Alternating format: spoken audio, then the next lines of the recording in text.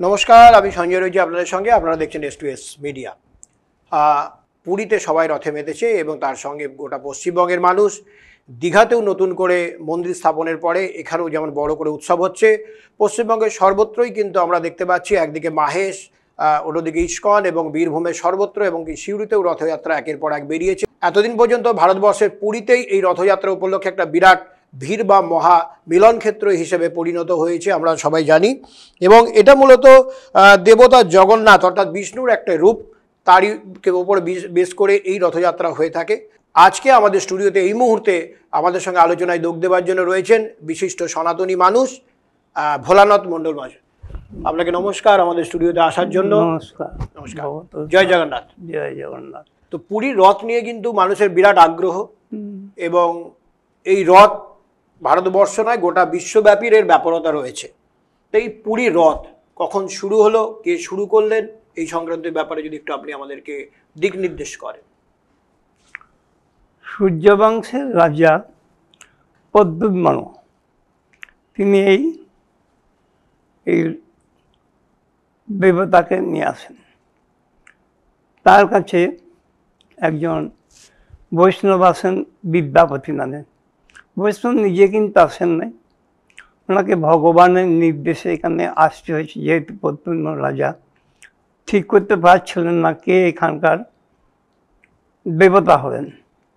উনি হলেন বিদ্যাপতি। রাজসভায় এসেন, একদিন বললেন আমি নীলমাধবের খবর জানি, সেই হচ্ছে এখানকার ঠাকুর জগন্নাথ দেব হবেন, দারু ব্রহ্ম। রাজা প্রদ্যুম্ন অনেক লোকজন ব্রাহ্মণ পাঠালেন নানা দিকে, খোঁজ করো সেই দেবতা কোথা আছে।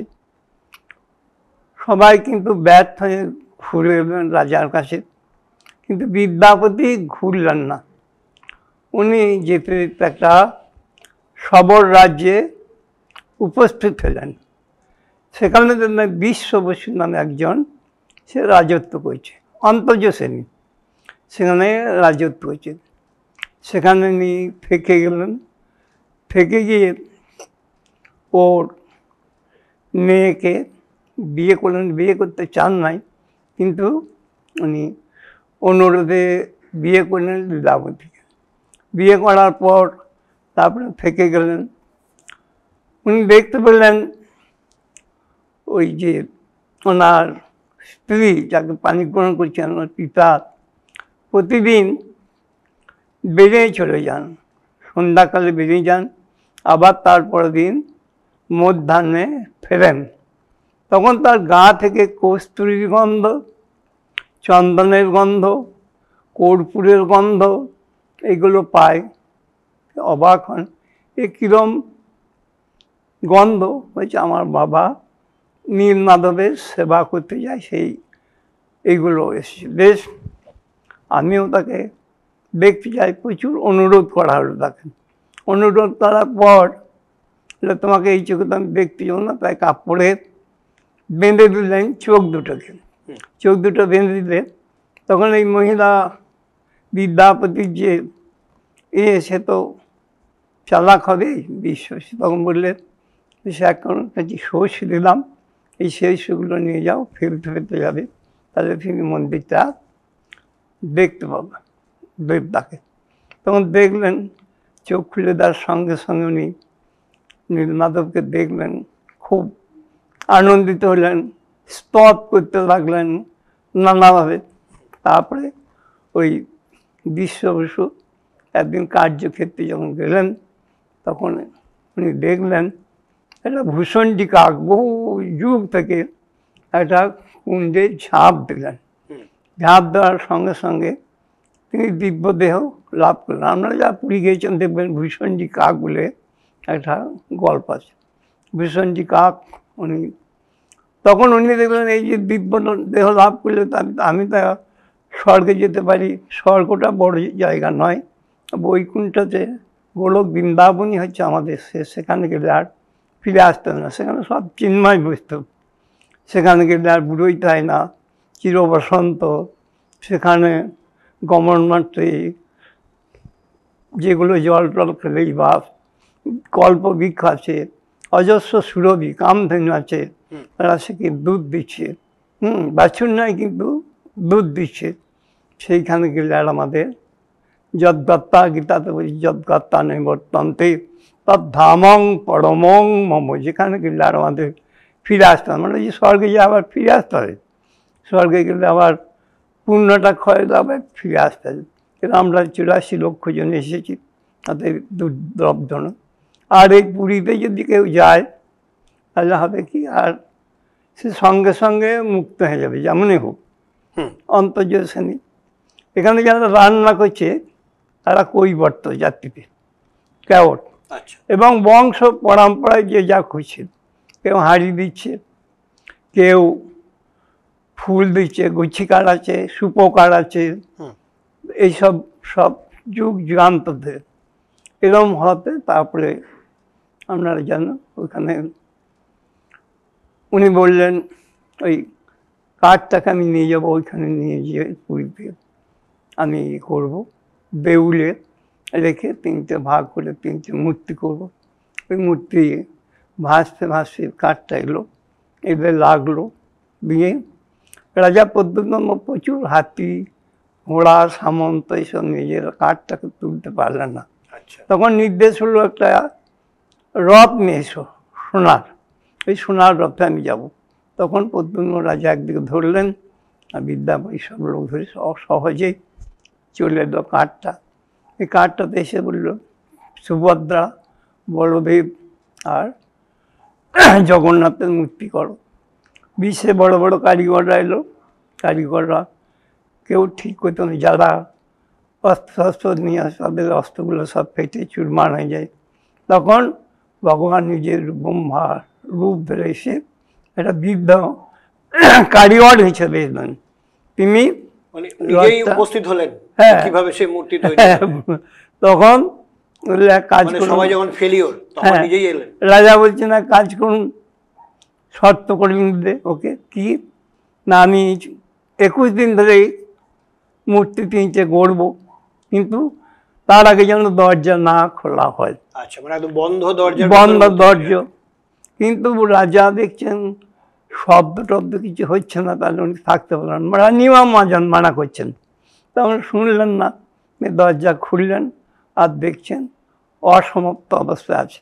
জগন্নাথের হাত নাই, পা নাই, হয় নাই। তখন দেখি কারিগর তো নাই, কোথায় গেল, তাহলে স্বয়ং। তারপরে এটা সেই থেকে বললে দারুব্রহ্ম বললে আমি এই মূর্তিতেই সেবা করবো। রাজাও বললেন, আর জগন্নাথ বলছে তুমি সন্তুষ্ট, বলছে এইভাবে যে সোনা দিয়ে এমনি করতে পারো, কিন্তু বললেন না আমার এই মূর্তিতে, এই তিনি ওই উপকূলে সমুদ্রে সবাইকে করছেন, আমাদের জগতের মঙ্গল করছেন, এইভাবে তিনি ওখানে অধিষ্ঠিত হলেন। ওখানে উনি তখন বললেন, রাজা বললেন আমি একটা আপনার কাছে ভিক্ষা চাইছি। বলো। সে 1 নম্বর আমি করব কি, এই অবস্থায় আপনাকে আমি সেবা করব। 2 নম্বর কি, আমি প্রতিনিয়ত আপনাকে খাওয়াবো, মাত্র 3 ঘন্টা আমি সেবা করবো, বাকি অংশ সব ভক্তদের জন্য ছাড়া থাকবে। বেশ, হাত কিন্তু শুকোবে না, সারাদিন আমরা খাওয়াবো, 56 বার ভোগ হচ্ছে। বেশ, তা হলো। আর 3য় নম্বর কি, আমাকে আশীর্বাদ করুন আমি যেন নির্বংশ হই। আচ্ছা, তাহলে আমার এই কেউ বলবার থাকবে না যে জগন্নাথ মন্দির করেছে বা আমি এত সেবা করেছি, তাহলে আর কেউ বলবার থাকবে না। যেমন মীরাবাই বলেছিলেন, নানি ভাই মীরাবাই, মীরাবাই একটা গান করছে, বলছে আমাকে এইরকম করে দাও প্রভু যাতে আমার চড়ে আর কিছু নিতে পারে না। গোপালকে প্রাণ সঁপে দিয়েছে, অতএব এই আমাকে করে দেওয়ার জন্য এত রাজুতি সম্মান আমি সঁপেছি গিরিধারীকে, অতএব এই আমি আর কিছু চাই না এর বেশি। সেই রকম এ বলছে আমাকে এই আশীর্বাদ করুন বা কথা দেন। বলছে বেশ তথাস্তু। তা হলো, চলে গেল। সে নীলমাধব এখানে অবস্থিত রয়েছেন জগতের মঙ্গলের জন্যে। তারপরে চলে গেল। চলে যাওয়ার পর বিশ্বকর্মাকে বললেন, ব্রহ্মাকে বললে তুমি সৃষ্টিকর্তা, তুমি মন্দিরটা নির্মাণ করো। যে আমি করতে পারবো না, আমার কোনো ক্ষমতা নেই জগন্নাথের পরে। তখন বলতো কী করবো তাহলে? ওই যে আমি একটা ধ্বজা করে দিচ্ছি, ওই ধ্বজার উপরে একটা চক্র দিচ্ছি, ওই চক্রটা বহু দূর থেকে দেখা যাবেন। আচ্ছা, ওই চক্রটা দেখবে সকলেই মুক্ত হয়ে যাবে। এইটাই। এরপরে বলছেন মহাপুর কী করেছেন, বা ঝালবি আছে একটা নাকি হ্যাঁ ওখানে, হ্যাঁ, এটা ঝালবি আছে, রাঘবের ঝালি। ওটা গৌড় দেশে, গৌড়িয়ারা নিয়ে আসছেন, যেহেতু নদী বা গৌড় দেশে থেকে যায়। 400 ভক্ত প্রতিদিন রথের প্রত্যেক বৎসর যায়। তাতে মহাপুর সময় গিয়েছেন, কে গিয়েছেন, হরিদাস গিয়েছেন, তারপরে স্বরূপ দামোদর গিয়েছে, তারপর অনেকে গিয়েছেন, গিয়ে সব যাচ্ছেন। একদিন মহাপ্রভু বসে আছেন, হরিদাস কই, যে হরিদাস প্রভু একদম দমতে ধরে, তিনও ধরে ওই দূরে পড়ে আসি। এবং মহাপ্রভু বলছে আমার হরিদাস তো সব থেকে প্রিয়, 3 লক্ষ নাম জপ করে, ও কোথায়? হরিদাস যত মহাপ্রভু ধরতে যায়, হরিদাস বলছি যে আমি জবন, আমাকে ছোবেন না। তখন হরিদাস বলছে, মহাপ্রভু বলছে হরিদাস তোমার স্পর্শে আমি পবিত্র হইতে, তোমার পবিত্র গুণ নাহি কামাতে, ক্ষণে ক্ষণে করো তুমি 4 বেদধ্বন, ক্ষণে ক্ষণে করো তুমি সর্বতীর্থে স্নান। আর তোমার মুখে 3 লক্ষ হরিনাম হতে তুমি সবই হয়ে যাচ্ছে, কোথাও যা এই নামের দ্বারাই তোমার সব হবে। হরিদাসকে কোল দিলেন, কোল দিয়ে এসে নিয়ে গেলেন। হরিদাস অন্তর্য সেনি বললে কোনো দিন গর্ভ মন্দিরে ঢুকে দেখার নাই। আচ্ছা, তো ওই দূর থেকে ধরা অনেক একটা সিদ্ধ বকুল নিশ্চয় গিয়েছেন, ওইখানে একটা বালির উপরে ভজন করতেন, 3 লক্ষ নাম। 3 লক্ষ নাম করতে লাগে কতক্ষণ? 8 ঘন্টায় 1 লক্ষ হবে, তারপরে 16 ঘন্টায় হবে 2 লক্ষ, 24 ঘন্টার মধ্যে 24 ঘন্টা করলেই ইয়ে হবে। কিন্তু নাম করলে কি কাদা খেতে পাওয়া যায়? অবশ্যই, গ্যারেন্টি দিচ্ছেন। অনন্য চিন্তন যে জনা পরিশুদ্ধ পেশাং নিত্য যোগক্ষেম মহামম। গোবিন্দ বলছেন আমি যদি অনন্য চিত্ত আমাকে এই শরণার্থে ডাকে, তাহলে যোগ এবং ক্ষেম আমি যদি কিছু না থাকে আমি তার সব দিয়ে দিই, আর যদি থাকে আমি রক্ষা করে দিই, কোনো চিন্তা না। অর্থাৎ তিনি বললেন গোবিন্দ দাসকে দিয়ে, মহাপ্রভু বললে তাহলে এখানে ভজন করো, আমি প্রতিদিন তোমার আমার উচ্ছিষ্ট, মানে ভগবান তো স্বয়ং আমাদের মহাপ্রভু, আমি রোজ তোমাকে প্রসাদ দেবো। রোজ প্রসাদ পাঠিয়ে দেন গোবিন্দ দাসকে দিন। গোবিন্দ দাস এখন পদকর্তা, খুব ভালো মহাপ্রভু নাম গান গুণগান গাইতে পারতেন। বাসু ঘোষ, গোবিন্দ দাস, ওরা 3 ভাই বাসু ঘোষ রায় মহাপ্রভুর সঙ্গে সঙ্গে থেকেছেন। তারপরে হওয়ার পর হলো কি, একটা পুরীর জগন্নাথ দেবকে আয়না সম্মুখে রেখে হয় বকুল গাছ কিংবা নিম গাছ দিয়ে দন্ত মাজা হয়। এটা মহাপ্রভুর হাতে কোনো রকম এসেছে, দিয়ে দিয়েছে। মহাপ্রভু বললেন দেখো হরিদাস তো এখানে ভজন করছে রোদের, হে বকুল গাছ তুমি ডালা পল্লব মিলে দাও। হরিদাস আছে ছায়াতে, এখনো সিদ্ধ বকুল সেখানে বর্তমান রয়েছে। হরিদাস এত নামের প্রভাব, উনি করলেন কি, নাম করতে গিয়ে সেই পাতাগুলো দেখবেন সব হরে কৃষ্ণ কৃষ্ণ কৃষ্ণ হরে হরে, হরে রাম আর 16 নাম 32 কর লিখিত হয়েছে। উড়িষ্যা একটা বিরাট ঝড় হয়ে গেছে, 1তলা 2তলা ঘরও পড়ে গেছে, ঠিক, কিন্তু বকুল গাছ যেমন কার তেমনি আছে আর বর্তমান রয়েছে। তারপরে হরিদাস ওইখানে ভজন করতে থাকে। গোবিন্দ বয়স হয়ে এসে মহাপ্রভু কাছ থেকে প্রসাদ নিয়ে এসে উচ্ছিষ্ট অন্ন এসে, তাছাড়া মহাপ্রভু না খেলে, ভগবান না খেলে হরিদাস খেতেন না, হরি বল। তারপরে এসেছেন প্রভু, হরিদাস প্রভু আমি প্রসাদ গ্রহণ করুন। প্রসাদের অসম্মান করতে পারছেন না, আবার খাচ্ছেন না। এক রঞ্চ কণিকায় যে চুললেন, একদিন প্রসাদ ভোজন করলেন, থাকলেন। তারপরে দিন আবার প্রসাদ নিয়ে এসে গোবিন্দ দাস বলছে, হরিদাস প্রসাদ গ্রহণ করো। তোমার কি মন অসুস্থ, না তুমি দৈহিক কোনো অসুস্থতায় ভুগছো, অসুখে? তাহলে আপনি মহাপ্রভু এলেন যে তাহলে তুমি ওষুধের ব্যবস্থা করবো। না প্রভু, আর মনটা অসুস্থ, আমি শারীরিক আমার কোনো অসুস্থতা নাই।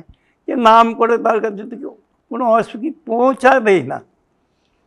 তারপরে মহাপ্রভু এলেন, সে হরিদাস তুমি কি চাও?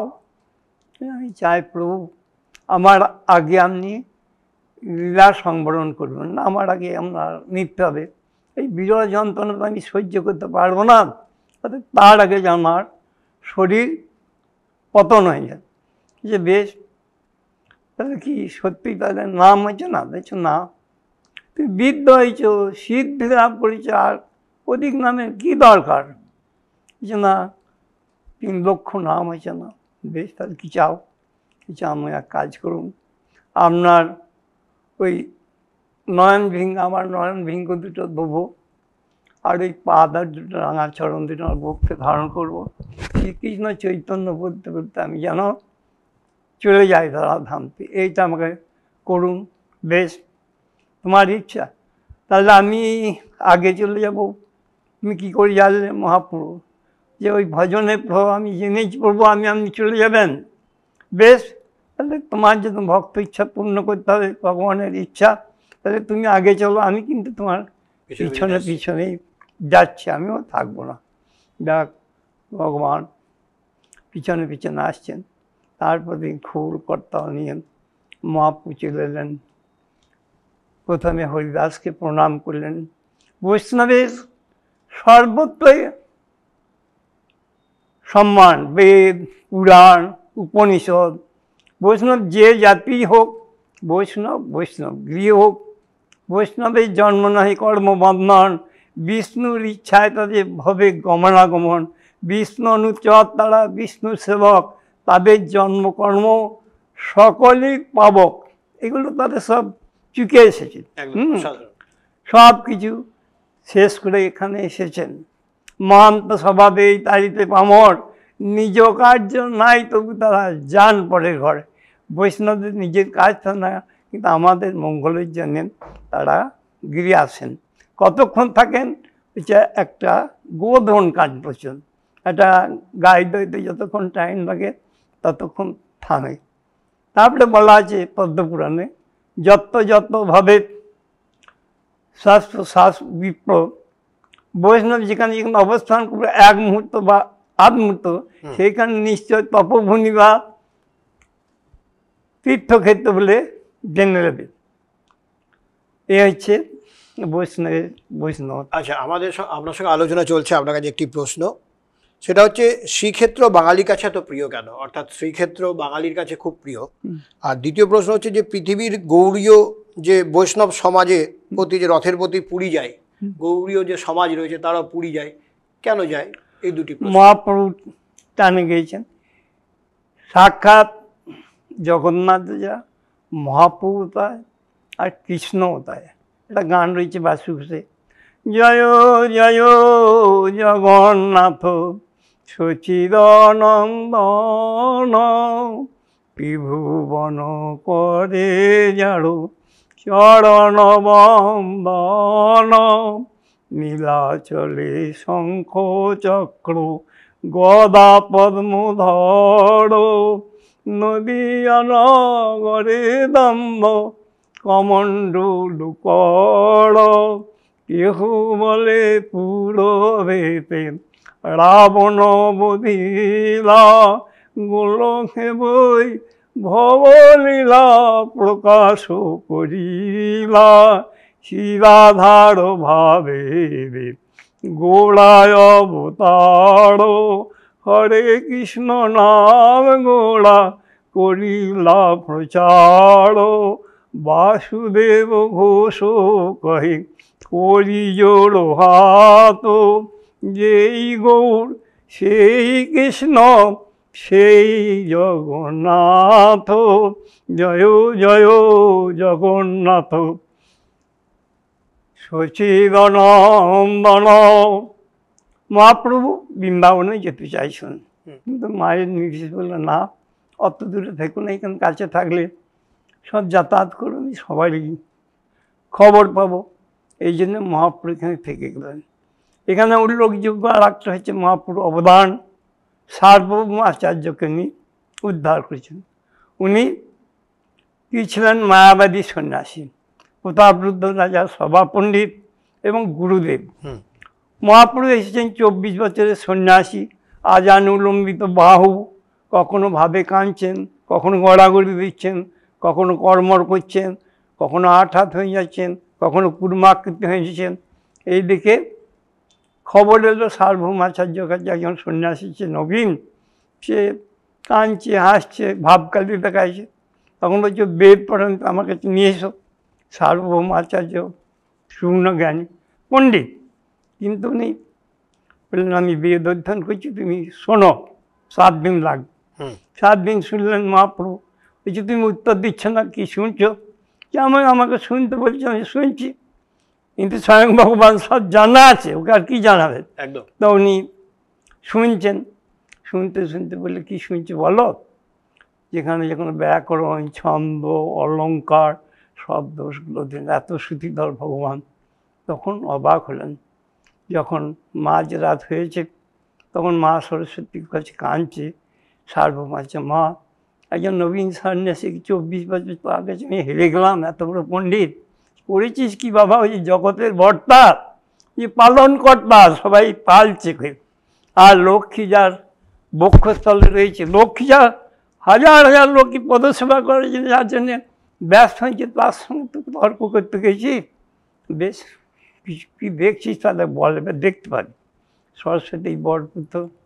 তখন উনি গাইছেন, উজ্জব বড় নগো উড় বড় দেহং, বিলাসিত নিরবধি ভাব বিদেহং, ত্রিভুবন পাবন কি কয়ালেশং, তং প্রণমামি চ শিশুচিতনয়ং, গদগদয়ং বড় ভাব বিকারং, দুর্জন খড়জন নাদ বিশালং, ভব ভয় ভঞ্জন কারণ করুণং, পাং প্রণমামি চ শিশুচিতনয়ং, অরুণাম্বর ধর চারুক কপলং, ইন্দু বিনিন্দিত নখচরুচিদং, জল্পিত নিজ গুণ নাম বিনোদং, পং প্রণমামি চ শিশুচিতনয়ং।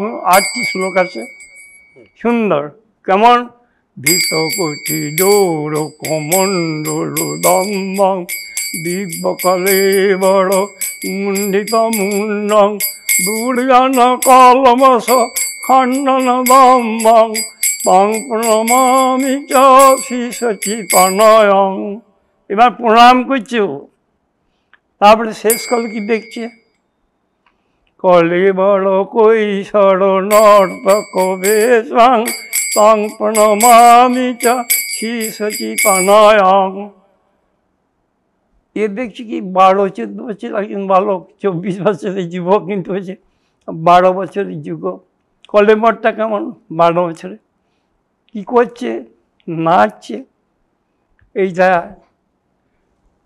দেখে সার্বভৌম এইবার প্রণাম করছেন বারবার, প্রণাম করে নেয়, নত জানি হয়ে প্রণাম করছেন।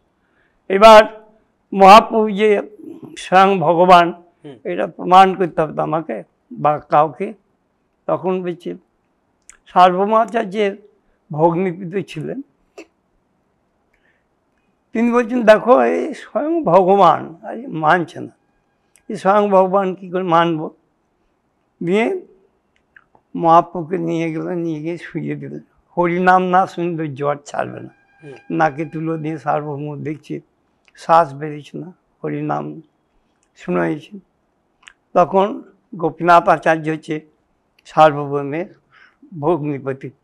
এ তখন বলছেন অচৈতন্য শ্রী চৈতন্য সার্বভৌম ঘরে, গোপীনাথ পাশে বসি পদ সেবা করে, সার্বভৌম প্রভু মুখ আছেন নিরখিয়া, ইনি কোন বস্তু কিছু না পাই ভাবিয়া, নরসিংহ রূপ প্রভুর দেখে একবার, বটুক বা মনোরূপ দেখেন পুনর্বার, পুনর দেখেন মৎস্য কুর্ম বলা হয় আখাড়, ভীষণ ভীষণ কুটার, ভৃগুপতি রূপ হয়েছে, দশাবতার দেখাচ্ছেন, সব দেখছেন। নবদুর্বাদল শ্যাম দেখো কখনো, কখনো মুরলীধর নীরদ বদন, এসব দেখিয়া তার সন্দেহ ঘুচিল, ঘুমে পড়ে দম্ভবতে করেন সার্বভৌম, বাসুদেব ঘোষ বলেন মিছে কেন ভ্রম, এখন কি তোমার ভ্রম গেল না, সেই এই সে এখনো কি তোমার ভ্রম গেল না। এই জগন্নাথ আর এই ভগবান শ্রীকৃষ্ণ আর গোবিন্দ আমাদের, এনারা হচ্ছেন এক, যে জগন্নাথ সেই কৃষ্ণ সেই।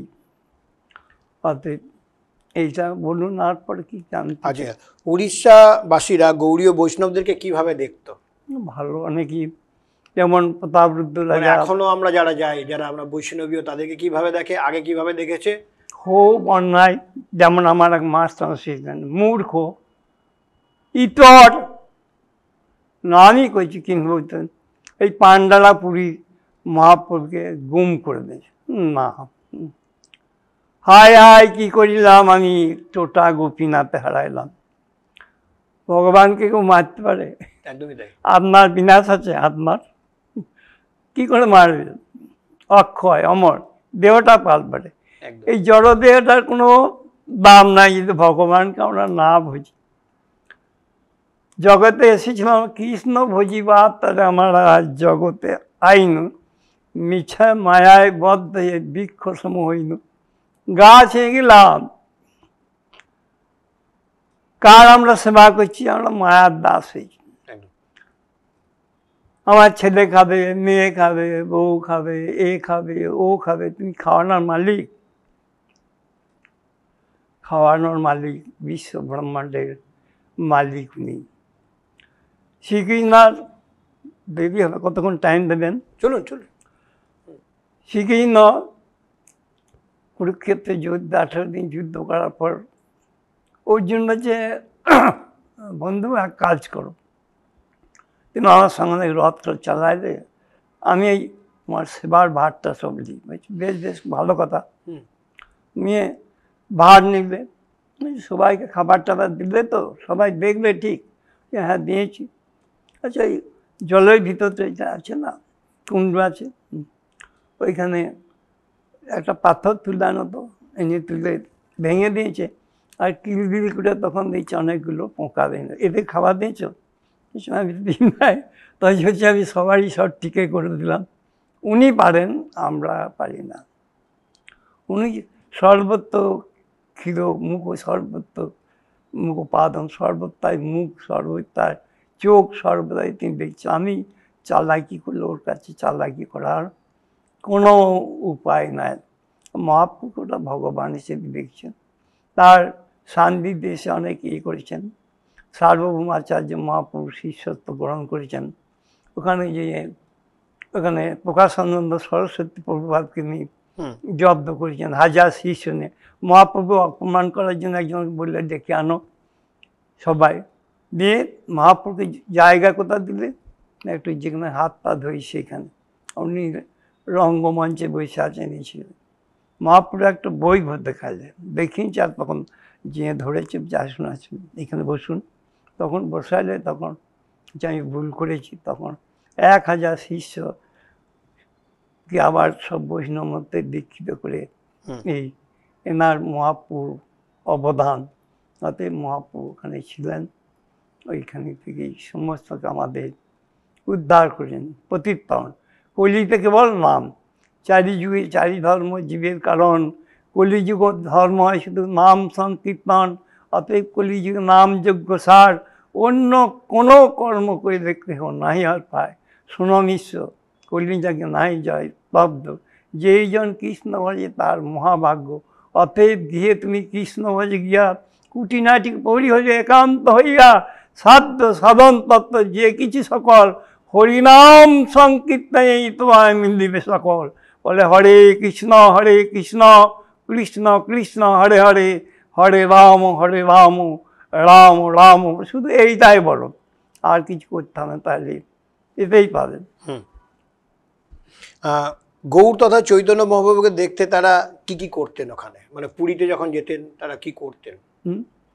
মানে চৈতন্য মহাপ্রভুকে দেখতে পুরীতে গেলে কিভাবে দেখতেন তারা?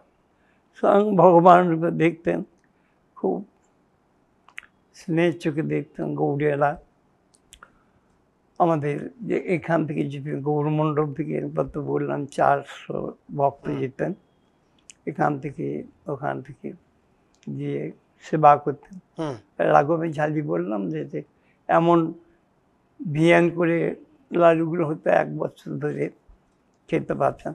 আর মহাপ্রভুর হাত তো খুব বড়, তিনি প্রচুর হাতে ভক্তদের খাওয়াতে উনি খুব ভালোবাসতেন। বলছি বৈষ্ণব ছাড়া আর কোনো সেবা কিছু বড় নয়, সব শাস্ত্র এক বাক্যে বলছেন, বিনা বৈষ্ণব সেবা পরিত্রাণ পেয়েছে কিবা।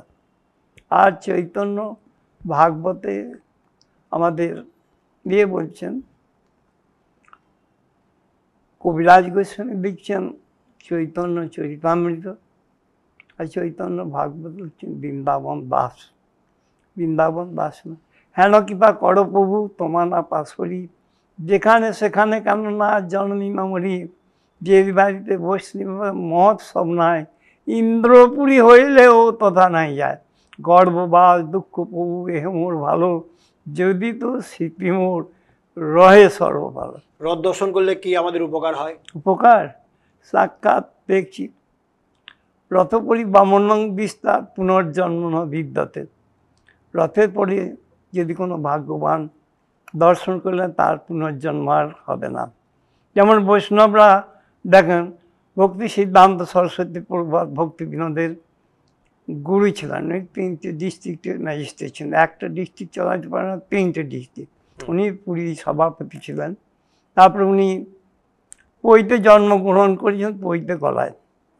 একদিন ওই জগন্নাথের মন্দির দিয়ে যখন যাচ্ছে রথ, তখন আর রথ 3 দিন চলছে না। কি কারণ? তারপরে দেখছেন মাত্র 3 মাসের ছেলে পৈতে গলায় যখন জগন্নাথকে ধরে আগড়ে ধরলো, তখন রথ আবার হড় করে চলতে হলো। ওই রকম একবার রথ থেমে গেছে গুন্ডিচা যাবার সময়, মহাপুরুষ সারা চলবে না, মহাপুরুষে মাথাটা ঠেকিয়েছে, আর রথটা গড় করে চলছে। আর গুঞ্জিটা ওইটা হচ্ছে মাসির বাড়ি, ওখানে যে রথটা থামে 7 দিন, ওখানে প্রচুর সেবা হয়। মহাপুরুষ নিজে হাতে সহস্তে মার্জন করতেন, ধুলোগুলো যা হতো নিজে কাপড়ে নিয়ে ওগুলোর পাশে ফেলতেন। প্রচুর ভোগ লাগে এখানে, যে যা পারে পিঠে পানা পুলি রসমালাই ক্ষীর এইসব নিয়ে। আবার 7 দিন পর আবার এখানে শুভযাত্রা হয়। আর কাঠ লাগে প্রচুর, পাটগুলো আগে রাজারাই দিতেন, দেখে থাকবেন রাস্তার ধারে। তারপরে এখন উড়িষ্যা গভর্নমেন্টেরই ফরেস্টে চলে যাতে এখন সরকার থেকে ব্যবস্থা হয়। ওই কাঠের কোনো খিলান কিন্তু কোনো লোহা দিয়ে হয় না, সব কাঠের দ্বারা খিলান হয়। ওই রথটা আরম্ভ হয় আপনার, মানে রথ খুব পবিত্র জিনিস এবং দর্শনে আপনার হ্যাঁ মানে ভগবান দর্শনের সমান। সমান। মহাপ্রভু পুরী কেন গেছিলেন? মহাপ্রভু গিয়েছেন মায়ের নির্দেশে। আচ্ছা। ওই সচল জগন্নাথ, কিন্তু মা বললে বহু দূরে যাস না, এইখানে থাকি, তাহলে তোর খবরটা রোজ পাবো। আর রোজ এই জন্য মায়ের নির্দেশে উনি এখানে থাকলেন। আর আমরা ভাগ্যবান হয়ে হতভাগা। আর মহাপ্রভু আমাদের এই পুরন্দরপুর রাস্তা হয়ে এসেছিলেন এই পানুরা বিশ্রামতলায়। মাঘী পূর্ণিমা থেকে 7 দিন উৎসব হয়, ওখানে এসে মহাপ্রভু হরিনাম শুনলেন না, পানুরিয়া ঠিক বলে। আর আজকে বক্রেশ্বর সবে 4 কোষ। আর যখন উনি পুরী যাচ্ছেন তার আগে এগুলো বিশ্রাম নিয়েছিলেন। হ্যাঁ, এখানে গিয়ে উনি দর্শন করবেন এই বক্রেশ্বর, বক্রমুনি আশ্রম, বক্রেশ্বর সিদ্ধ। উনি বলছেন না, ঘুরে গেলেন। হরিনাম এটা রাট হতে, সেখানে ধর্ম পুজো বেশি হয়, মনস পুজো হয়, কালী পুজো হয়, সেই জন্য উনি নিত্যানন্দ মহাপ্রভু ফিরে নিয়ে চলে গেলেন। ফিরে নিয়ে গিয়ে উনি ওই কৃষ্ণনগর গেলেন অদ্বৈতাচার্য, ওখান থেকে আবার গেলেন কানাইয়ের নাটশালা। ওই জন্য কানাইয়ের নাটশালা থেকে ওই ধারে চলে গেলেন টোটা গোপীনাথ, ওখান থেকে গেলেন ওখানে গিয়ে ওখানে রেমুনা দর্শন করলেন। রেমুনায় যে সাক্ষী গোপাল আছে না, খিচুড়া গোপীনাথ আছে, ওটা ইয়ে করলেন। ওই ক্ষীরে এত মাহাত্ম, 1 মণ 6 সের দুধে ক্ষীর হয়, 12টা পাত্রে রাখা হয়। অমৃত খেলি, তাহলে কি হতে পারে?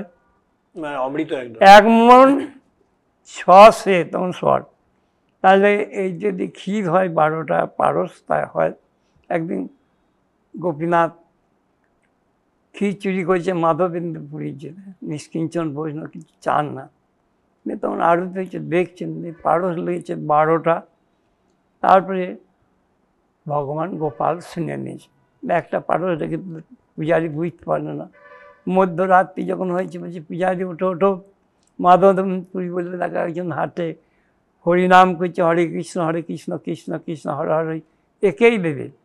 এই ক্ষীরটা নিয়ে গিয়ে চান করে দিল। কে মাধবেন্দ্রপুরী আছেন, কে মাধবেন্দ্রপুরী আছেন? মাধবেন্দ্রপুরীকে ক্ষীরটা দেওয়া হলো, উনি খেলেন, খেয়ে ভাঁড়টাকে ভাঙলেন, ভেঙে একটা করে সেবা করছেন। ভাঁড়কে আর সেবা করা যায়, কিন্তু ওদের কাছে সব যেন গলিয়ে গেছে, ওদের ভজন প্রভাব।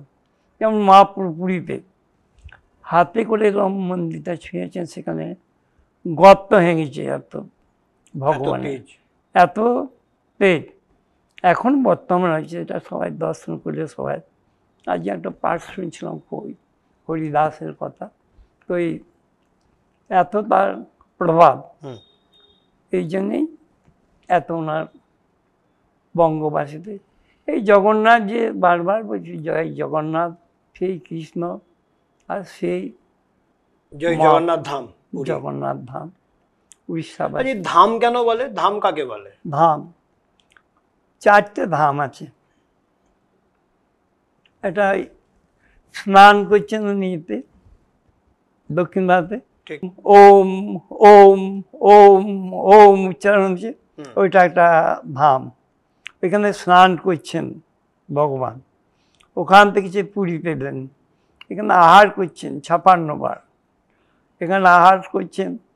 আর বদ্রী বিশ্বল নারায়ণে ওখানে এই যে খুলেছে এখন, ওইখান থেকে ধ্যান করছেন। আর দ্বারকা একটা ধাম, বৃন্দাবন কিন্তু ধাম নয়, ওটা অপ্রাকৃত চিন্ময় ভূমি, ওখানে ভগবান বিচরণ করেছেন, লীলা করেছেন, সেখানে হচ্ছে লীলাক্ষেত্র। ওখানে উদ্ধারকে করলে জয়রূপ সনাতন ভট্ট রঘুনাথ, শ্রীজীব গোপাল ভট্ট, দাস রঘুনাথ, সর্বগোস্বামী প্রভু এটা উদ্ধার করেছেন। আমাদের বৈষ্ণব অপরাধের খুব মারাত্মক ফল। হরিস্থানে অপরাধী তাহের নাম, বৈষ্ণব স্থানে অপরাধের নাই করান। গোবিন্দ কহেন মোর বৈষ্ণব পরাণ, বৈষ্ণব হৃদয়ে মোর সতত বিধান। তাই প্রতি জন্মে করি আসা চরণের ধুলি, নরোত্তমে কর দয়া আপনার বলি। এইটাই বলছেন, যদি হরিস্থানে অপরাধ করি হরিনাম করলে হবে, কিন্তু বৈষ্ণব স্থানে যদি অপরাধ করে ফেলি হবে না। এবং বৃন্দাবনে সনাতন গোস্বামী রাধাকুণ্ডে ভজন করছেন, অপ্রাকৃত লীলা দর্শন করছেন। লীলা দর্শন করতে করতে কৃষ্ণই ফুলের ডালটা নত করে নামিয়েছে, রাধা মনের সুখে ফুল তুলছে। মনের ফুল তুলতে তুলতে কৃষ্ণ মজা করার জন্য ডালটা ছেড়ে দিয়েছে, রাধারানী ডালে ঝুলছে। এইদিকে সনাতন গোস্বামী হাসছে। তখন একজন মহাত্মা ছিলেন খঞ্জ বাবাজি, খোঁড়া যাচ্ছে, সনাতনকে আমি দর্শন করি সকালবেলায়, আমার কৃতজ্ঞতার্থ হব। তখন এই হাসছে, কিন্তু ওই লীলা স্মরণ করতে করতে সনাতন গোস্বামী। আর এই ভাবছে আমি খঞ্জ, আমাকে দেখে বোধ হয় সনাতন গোস্বামী আমাকে অবজ্ঞা করলে, তাই অভিশাপ লেগে গেল, মজা করছে, চলে গেল রেগে। তখন রূপ গোস্বামী দাদা, তো ওকে বলছি, দাদা আমি যে লীলা স্মরণ করতাম হরিনাম করতে করতে রাধা সেটা দেখছি না কেন? যে ভাই তুই তাদের কোনো অপরাধ করেছিস, বৈষ্ণব অপরাধ, তো কী করবো? এই যে সমস্ত বৈষ্ণবদের সবাই তো বৃন্দাবনে কেউ ভিক্ষা করার জন্য বসে রয়েছে, কেউ ঢং করছে, কেউ নানা রকম হরিনাম করলে টাকা রোজগার করবে, এই জন্য নয়। তাতে ওই জন্যে হচ্ছে না, তার বৈষ্ণবদের ডাক সবাইকে ডেকেছে, সবাই ভজন টজন করে গেল পেট পুড়ে। দেখছি একজন অনুপস্থিত, গিয়ে সেই খঞ্জ বাবাজি। তখন বলছে, বাবা আমি তো সবাইকে ভোগ টুকলাম, আপনাকে অনুপস্থিত দিলাম, আমাকে ক্ষমা করুন, মার্জনা করুন। তখন বলছে, না বাবা আপনি সেদিন হাসলেন, সেই জন্য বাবা আপনাকে দিকে আমি হাসি নাই, ঘটনাটা সব বললেন, তখন আপনি চলুন প্রসাদ গ্রহণ করুন। বলছে আমি ভুল বুঝেছিলাম, বেশ বাবা, তাহলে আপনি আমাকে ক্ষমা করুন, আপনি সনাতন গোস্বামী অতএব। আর সনাতন গোস্বামী ওরকম অনেক ঘটনা এখানে বেড়ে যাবে, আর বাড়াচ্ছি না। সনাতন গোস্বামী মীরাবাইকে একবার বললেন আমি সনাতন গোস্বামীর সঙ্গে দেখা করবো। সনাতন গোস্বামী বলছে আমি নারীর মুখ দেখি না। তুমি নারী, তাহলে তো মাতৃদার থেকে এসেছো, বাবা মা জন্ম দিয়েছে তবে তো এসেছো, অতএব বেশ। তাহলে বললে আমি পুরুষ বলতে জানি, একবার জানি সোহম অদ্বিতম দ্বিত নাস্তি ত্রিভুবনে, আমি তো একমাত্র সেই জগৎ থেকেই চিনি পরম পুরুষ ভগবান গোবিন্দকে। সনাতন গোস্বামী তখন লজ্জা পেলেন। তারপরে এরকম ঘটনা, এগুলো গল্প নয়, প্রমাণ নয়, এগুলো সাক্ষাৎ ভগবানের কথা। আপনি একটা জিনিস শুনেছেন যে একদিকে যেমন কালকে পুরীতে রথ হবে, এবং এটাই আমরা সবাই জানতাম এতদিন যে পুরীর রথ বিখ্যাত। আমরা আমাদের জেলায়, বীরভূমে বিভিন্ন জায়গায় ইস্কনের রথ হয়, কলকাতার বিড়লা বিভিন্ন রথ হয়, আমরা জানি মাহেশের রথ। এর পাশাপাশি আমরা এখন শুনছি যে এই যে আমাদের রাজ্যেও একটা রথ বা একটা মন্দির হলো, জগন্নাথ দেবের মন্দির। কেমন লাগলো আপনার? সবই একটা উদ্যোগ, একটা বড় মন্দির হয়েছে, অনেক তীর্থের লোকজন যাবেন। যদিও আপনার যে 24,000 পুলিশ নিয়োগ হয়েছে, তারপরে সবাই তো জুতো পরেই যাবে, কিন্তু পুরীতে দেখবেন যারা পুরীতে ঘুরছেন বা ওইগুলো সব পরিচ্ছা আছে, খালি পায়ে ঢোকে, মন্দিরে কেউ ঢুকতে পারে না। পারহ্যাপস কোনো অসুবিধা হয়েছে সেই জন্য 2 কোটি টাকা দিয়ে করলেন। এখানে হয়তো 2-4 লোক এখানে যেতে পারে, কিন্তু ওখানে বিবেকানন্দ আমেরিকায় যখন বক্তৃতা ছিলেন গিয়েছিলেন, তখন একজনা বলেছিল আমাদের একটা আমেরিকায় হোটেল হচ্ছে 10,000 লোক একসঙ্গে বসতে পারে আর খেতে পারে। তখন আমাদের বিবেকানন্দ বলছিল আমাদের জগা হোটেল আছে, এখানে লোক হোক আর কোটি হোক, কিন্তু কেউ না প্রসাদে ফিরে আসবে না। আনন্দবাজার রয়েছে, প্রচুর ভক্ত রয়েছে, যত লোকই হোক হবে। এখনো পর্যন্ত পুরীতে কবার গেছেন? এখানে কি আমি পুরী আপনাদের ইচ্ছায় 4 বার হয়েছে পুরী দর্শন। এইবার বৃন্দাবন 5 বার হয়েছে। এইবার আপনি কি ইসকনের সঙ্গে যুক্ত? হ্যাঁ, খুবই যুক্ত। 33 বছর আমার মিলে আসতো গোপীনাথকে বেনুধারী প্রভু বলে, এখন খুব উচ্চ পদে রয়েছে, ভক্তি বিজয় স্বামী মহারাজ নাম হয়েছে। খুব চেনা, গোপীনাথকে খুবই ভালোবাসে। আপনার বাড়িতে থেকে রথ বেরোয় না? আপনার বাড়িতে ছোট করে না না, হ্যাঁ নাতনি, ওইটা আমাকে বলেছিল দুর্গাচন্দ্র, বলবো আমার সৃষ্টি রথ করেছেন নিজে হাতে, জগন্নাথ বলদেব সুভদ্রা করেছে রথটা। ওটা ছিল আমার ছোট নাতির, ও আবার দিয়ে গিয়েছে, ও আবার সুন্দর করে সত্যিই সাজিয়েছে। সাজাচ্ছে রোজই। এটা হয়তো কাল টানবে, ওই ভিতরেই হোক রাস্তার উপর হোক, ধরে ধরে নিয়ে যাবে। খুব সুন্দর, নিজেই হাতেই তৈরি করেছে। মূর্তিগুলো বোধহয় ওই বানিয়েছে নাকি? ওই বানিয়েছে, অপূর্ব এবং অ্যাকিউরেট। আরে সুভদ্রা যদি ইয়ে নাই, হাত নাই, হয় নাই তো, এই দুজনের হয়েছে দাদু পায়ে বেশ, সেই ভালো। অতএব এইভাবে হয়। কিন্তু ওর সঙ্গে এটা কৃত্রিম, আর ওইটা কৃত্রিম নয়, ওটা আসল। আসল, ওটাই ধাম। যাই হোক, আমাদের আলোচনাতে ছিলাম, অনেকক্ষণই আলোচনা হলো, ঘন্টার পর ঘন্টা আপনার সাথে আলোচনা করতে পারলে আর ভালো হতো, কিন্তু আমাদের শেষ করতে হবে।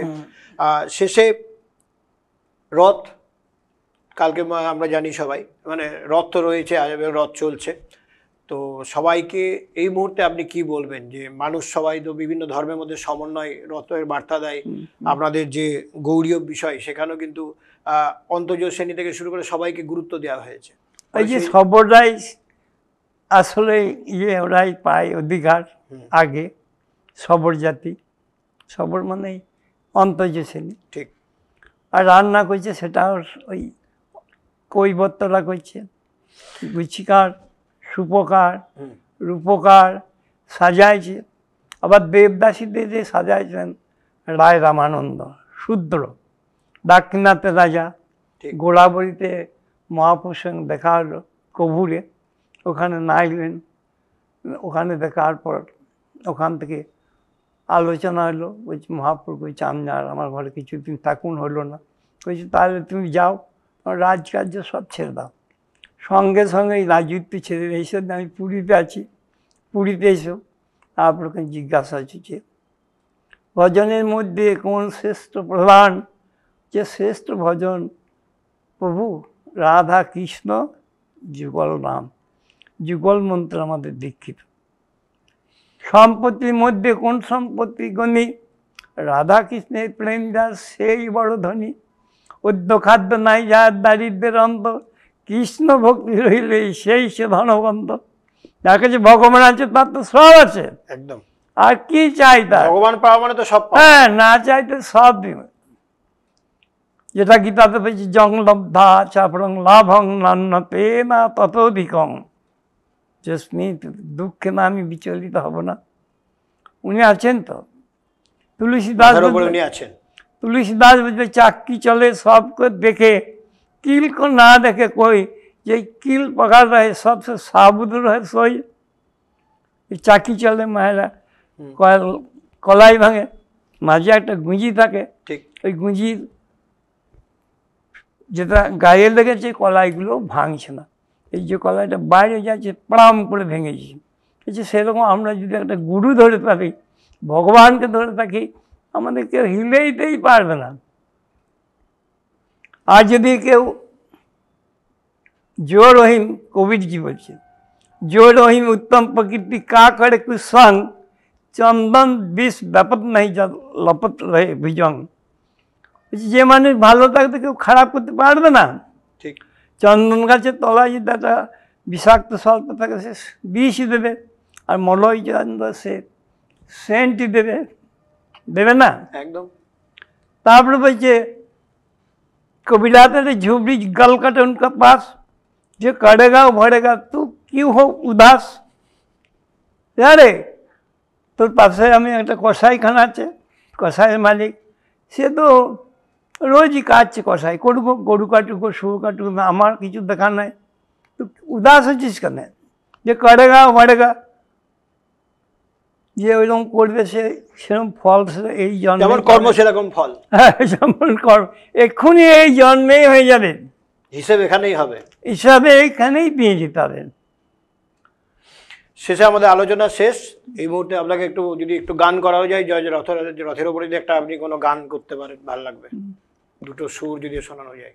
এটা করলাম, এটা সবারই জানা, সবারই জানা, এটা প্রভাতী গান, ভোরে উঠতে খুব মধুর লাগে।